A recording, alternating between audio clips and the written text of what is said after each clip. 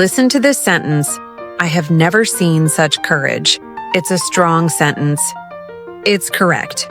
But now, listen to how a great speaker, a leader, might say it in a powerful speech. Never before have I seen such courage. It sounds more powerful, more dramatic, more epic. This technique of reversing the normal subject and verb order to create emphasis is called inversion. It is the secret grammar of presidents, poets, and powerful leaders. It is a sign of a truly sophisticated English user, and today, you are going to learn how to use it. Welcome back to our advanced series, English Grammar Unlocked. I'm your host, Scarlett. Today, we are learning a very advanced and impressive tool to make your English sound more powerful and formal. Inversion. In this episode, we will turn a grammar lesson into a historic moment. First, we will listen to a queen giving a dramatic speech to her people in a moment of crisis, and see how she uses inversion to inspire them. Second, we will master 7 essential vocabulary words for formal and persuasive language. And finally, for our language focus, we will break down the simple rules for using inversion with negative phrases. Are you ready to inspire an army? When you want to emphasize a negative idea, like never or rarely, you can't just say it louder. You need to change the very structure of your sentence to grab your listener's attention. Let's listen to the opening words of Queen Anya as she speaks to her soldiers before a great battle. Part 1. Inversion with negative adverbials. Our story today takes place in a mythical kingdom. Queen Anya stands on a hill, looking down at her small but loyal army. Across the valley, a much larger enemy army is preparing to attack. The situation seems hopeless. The queen needs to inspire her soldiers to fight with courage. Her words must be powerful and unforgettable. She begins her speech, her voice ringing out across the field. Soldiers of the realm! You look at the enemy army and you feel fear. But I say to you, never before in our history have we faced a greater test than this, and rarely in the field of conflict has such a small army stood against such a large one. She continues, our enemies think we are weak. They believe we will surrender, but seldom do they see such unity as I see in your eyes today. Under no circumstances will we surrender this kingdom. Let's pause the Queen's powerful speech. Did you notice the unusual sentence structure? This is inversion. The number one reason we use inversion is when we start a sentence with a negative or a restricting adverbial phrase. These are phrases like never before, rarely, seldom, nowhere, and under no circumstances. When you start a sentence with one of these phrases to make it more emphatic and dramatic, you must change the word order. You must invert the subject and the auxiliary verb. The structure becomes like a question. Let's look at a normal sentence. I have never seen such courage. Subject I plus auxiliary verb have. Now, the inverted sentence, never have I seen such courage. Auxiliary verb have plus subject we. Look at the Queen's sentences. Rarely has such a small army stood. Instead, of such a small army has rarely stood gone under no circumstances will we surrender. Instead of we will not surrender under any circumstances. This is a very formal and literary technique.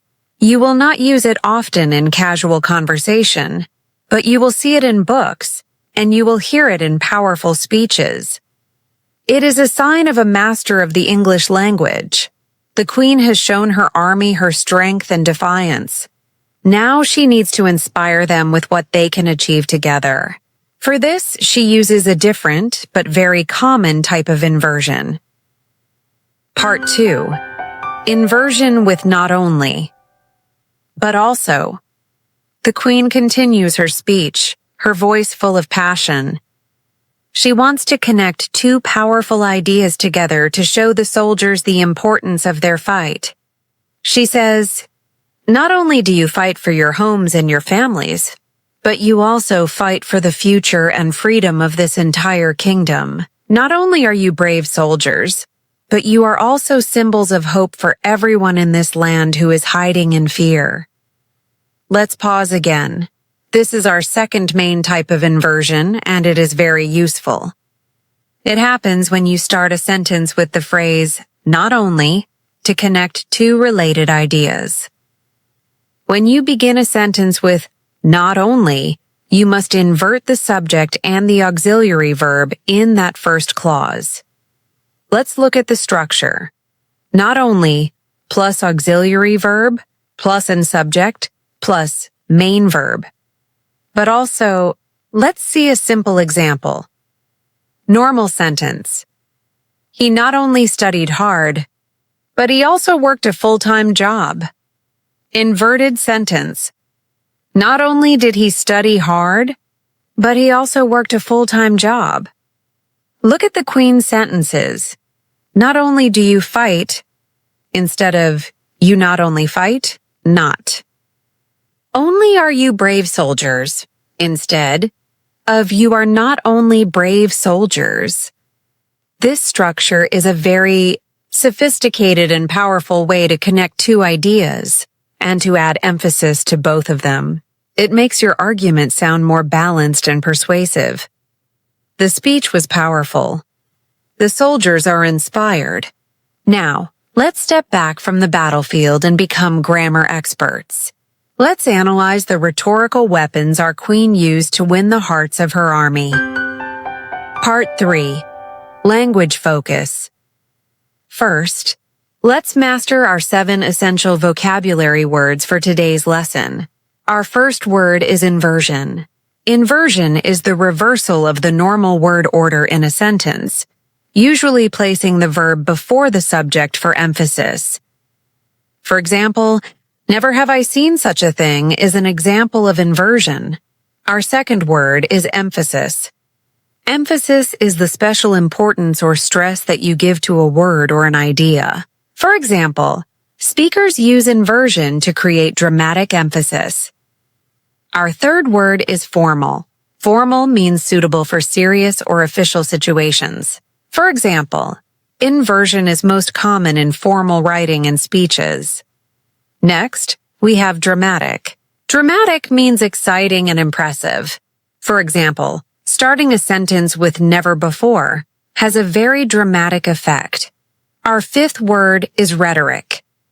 Rhetoric is the art of speaking or writing in a way that is effective and persuasive. For example, powerful leaders are often masters of rhetoric. The sixth word is eloquent. Eloquent means able to use language to express your ideas and opinions in a clear, powerful, and beautiful way. For example, the Queen gave a very eloquent speech.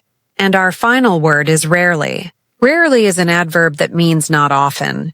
For example, "Rarely do we see such courage" is an inverted sentence. Now for our grammar focus, inversion. Let's do a final review of the 2 main types we learned today. Type 1, inversion with negative adverbials. When you start a sentence with a negative phrase like never, rarely, seldom, or under no circumstances, you must invert the subject and the auxiliary verb. Normal. I have never seen such a thing. Inverted. Never have I seen such a thing. Type 2. Inversion with not only, but also.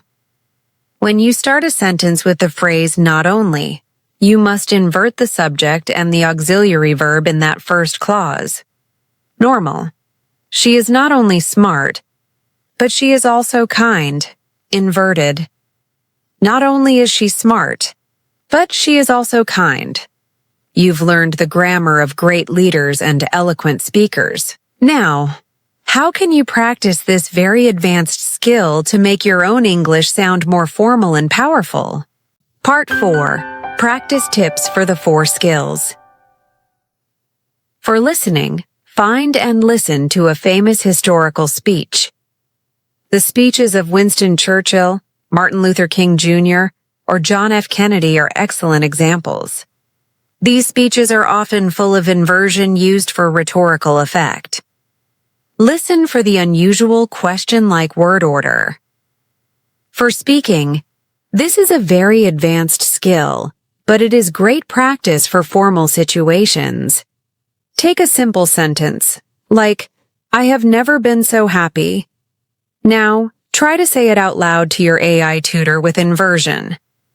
Never have I been so happy. It feels dramatic and powerful, right?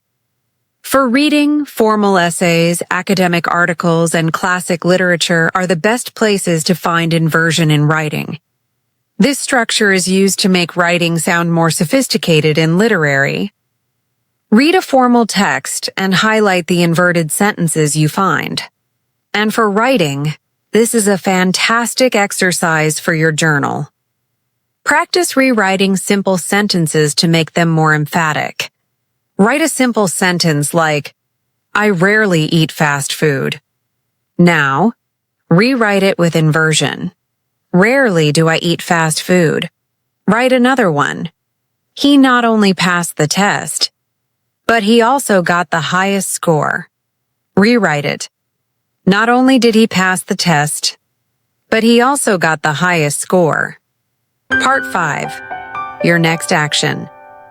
Today, you have unlocked one of the final keys to a truly advanced and sophisticated level of English.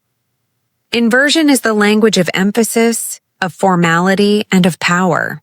By understanding this structure, and even using it in your own formal writing and speaking, you are showing a deep mastery of the architecture of the English language. As we conclude, let's quickly summarize our lesson today. We listened to a queen's dramatic speech and learned about the 2 main triggers for inversion. Starting a sentence with a negative adverbial, and starting a sentence with the phrase, not only. We also learned 7 essential vocabulary words for this topic. As a review, those words were inversion, emphasis, formal, dramatic, rhetoric, eloquent, and rarely. Now, I have a final challenge for you. Let's try a simple inversion. The normal sentence is, I have never seen a more beautiful sunset. How would you rewrite this sentence using inversion to make it more dramatic and powerful? Share your new sentence in the comments section below. If you are committed to making this mindset a part of your life, show your energy by smashing that like button.